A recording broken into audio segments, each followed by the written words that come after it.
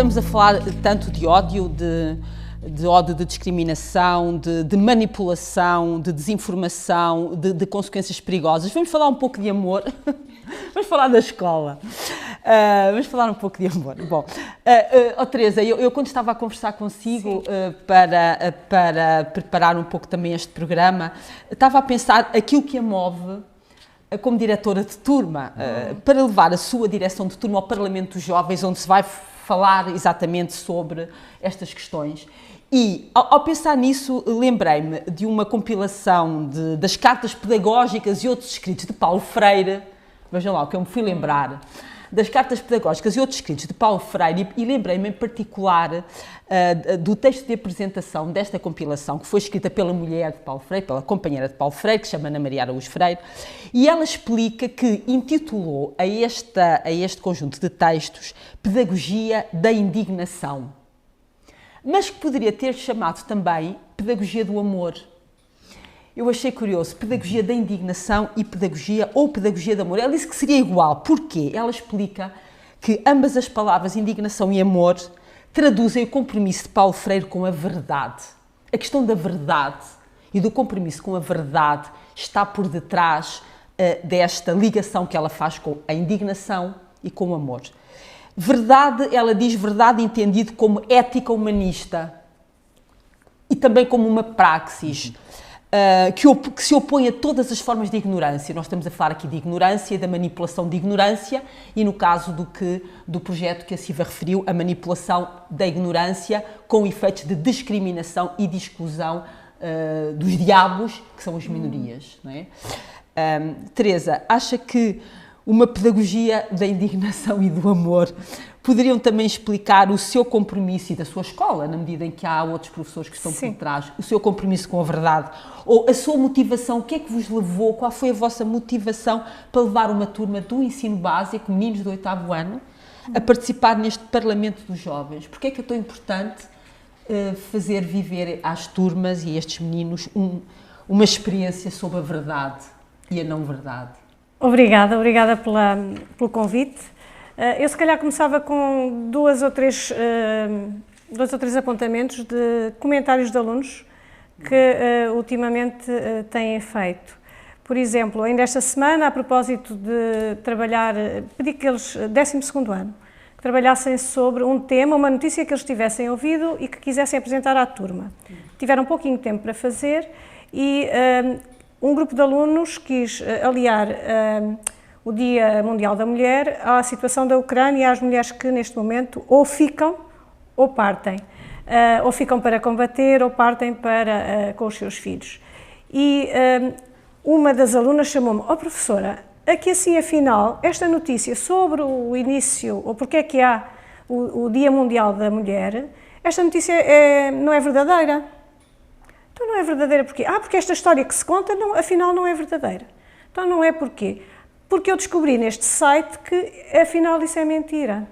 Eu perguntei: como é que sabes que isso é mentira? Porque este site parece-me fidedigno, parece-me certo. Pronto. Outros alunos andavam à procura de outra informação e confrontavam nos seus telemóveis sites diferentes à procura da informação. Portanto, para que um jornal, por exemplo, confirmasse o que o outro jornal dizia. Isto num secundário. No básico, a propósito também aquilo que há bocadinho a Silvia disse e o João também, destas diabolizações, e a Helena também, não é? A propósito de toda a história, todos estes mitos que surgiram porque o Covid, houve um aluno que me disse assim, eu até escrevi: "Oh professora, mas como é que as pessoas acreditam nisso?" A propósito de quem é que lançou o Covid, como é que ele veio. E de facto, estas duas histórias penso que mostram qual é a função verdadeira da escola. E a função verdadeira da escola é ajudar os alunos a pensar, na minha ótica, a socializar entre eles, evidentemente, mas sobretudo a pensar. E a pensar e a descobrirem o que é verdade e o que não é verdade. E como é que a verdade se descobre e como é que a não verdade ou a pós-verdade ou tudo o que depois os senhores que fazem esses estudos dizem, como é que ela surge e qual é o objetivo. E, de facto, os alunos estão interessados em perceber isso. Este ano, relativamente ao Parlamento dos Jovens,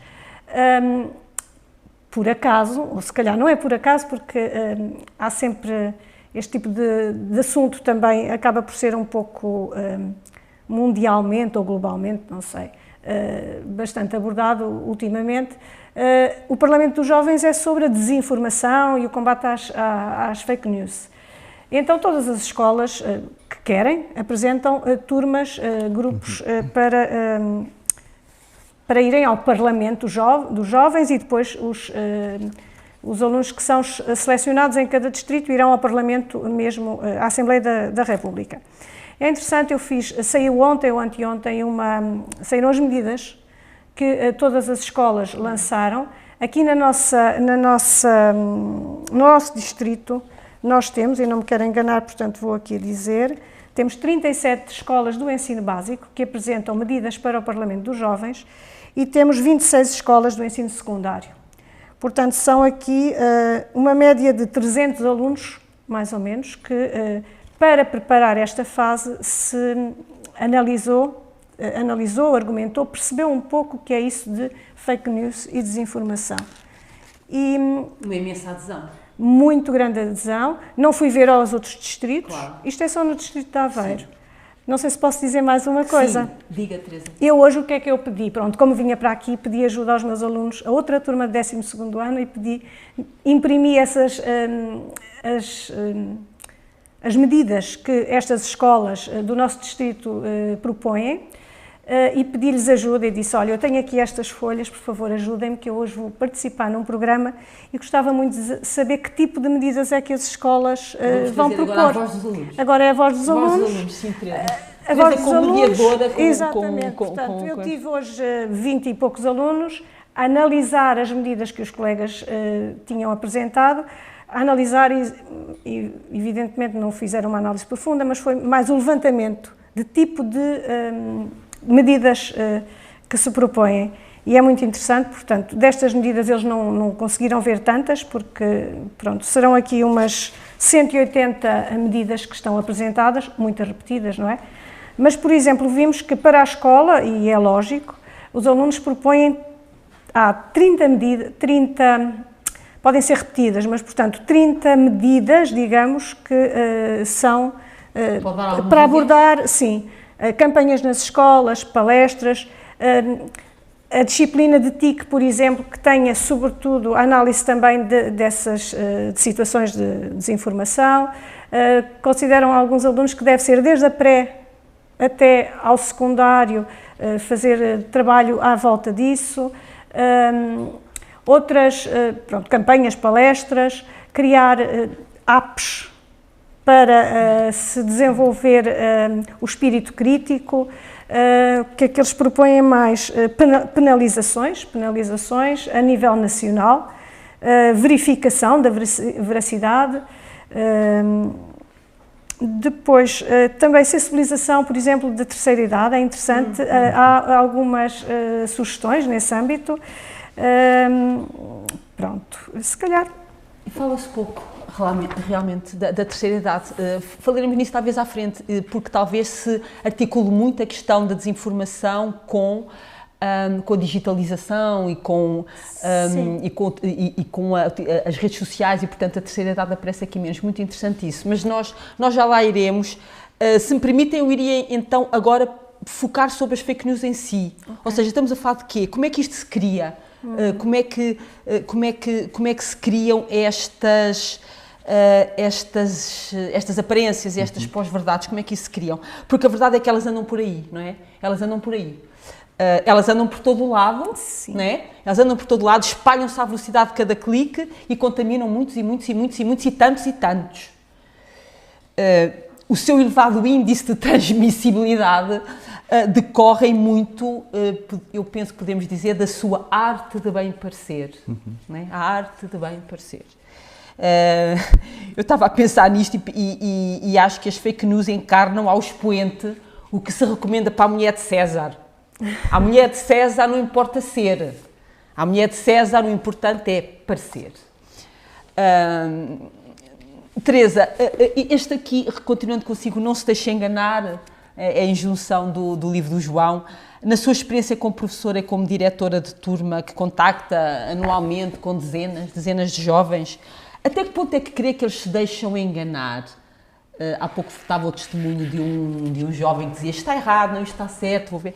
Até que ponto é que eles se deixam enganar e que enganos é que são esses? O que é que acha quais serão os tópicos, os temas, ou as mensagens, ou os canais que eles mais consomem e que mais lhes acenam com verdades ilusórias e de que maneira?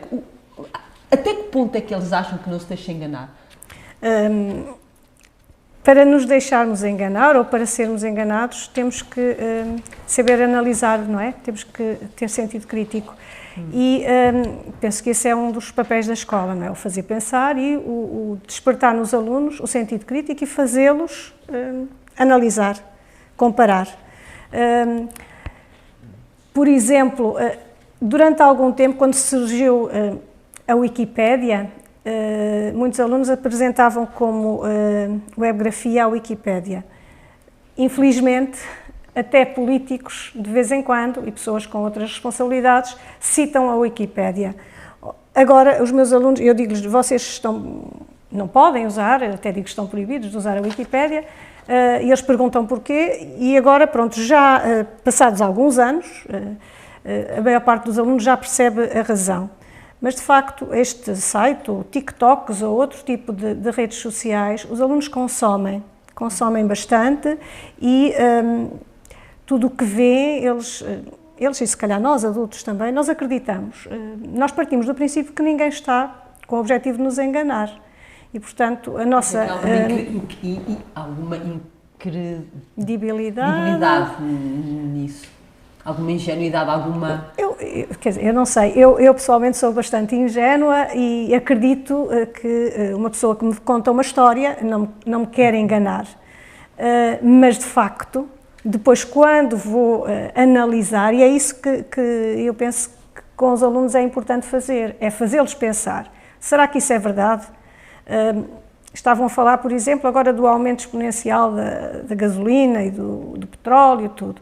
E eles, mas isto, há razões para, ou é possível nós argumentarmos a favor disto, ou vai haver isto, ou vai haver aquilo, e eu tento que eles contra-argumentem, e portanto essa contra-argumentação também ajuda a que a pessoa não se deixe enganar, ou pelo menos perceba um pouco se é possível encontrar outra forma de pensar. Perdi-me um bocadinho, se calhar. Não temos aqui nenhum fio condutor, é como as cerejas, as coisas relacionam-se umas com as outras. Relacionam-se umas com as outras. Por exemplo, eu penso que desde sempre nós nos preocupamos com as fontes, não é? E isso é um dos aspectos importantes. Há filmes, há livros, há às vezes talvez uma outra publicidade que nós podemos abordar com os alunos nas escolas para que eles percebam também a importância de reconhecer a verdade, perceber um pouco o que é que... Eu ando um pouco à volta desta ideia do espírito crítico, não é?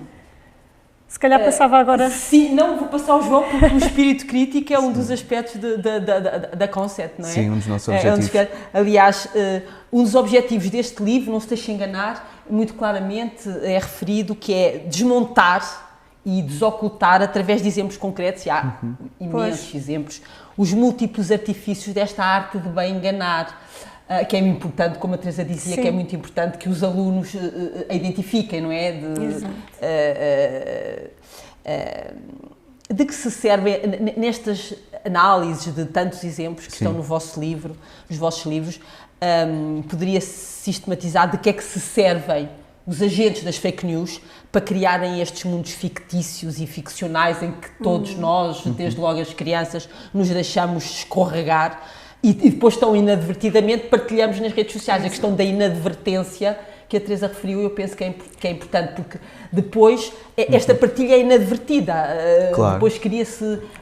Sobre isso, se calhar, Sim. posso só dar aqui uma informaçãozinha. Pronto, quando me preparei para ver isto, para participar aqui, vi que 80% dos europeus considera que as notícias falsas são um problema e que nós partilhamos, a maior parte das pessoas, 6 em cada 10 notícias partilhadas não são lidas por quem as partilha. Portanto, eu vejo uma notícia, vejo o título, vejo a imagem, acho que isto é interessante, vou partilhar, mas de facto eu não li, não tive a preocupação de perceber se aquilo é verdade ou não, é enganoso ou não. Exatamente, são rastilhos de inadvertência.